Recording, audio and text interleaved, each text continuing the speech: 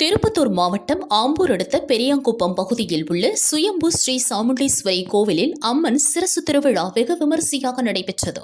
விழாவில் பெரியாங்குப்பம், நாச்சியார்குப்பம், வெண்ணமங்கலம், கென்னடிக்குப்பம், ஐயனூர், ஆலங்குப்பம் உள்ளிட்ட 7 கிராமங்களின் மக்கள் கலந்து கொண்டனர். அம்மனுக்கு பொங்கல் வைத்து வழிபாடு செய்தனர்.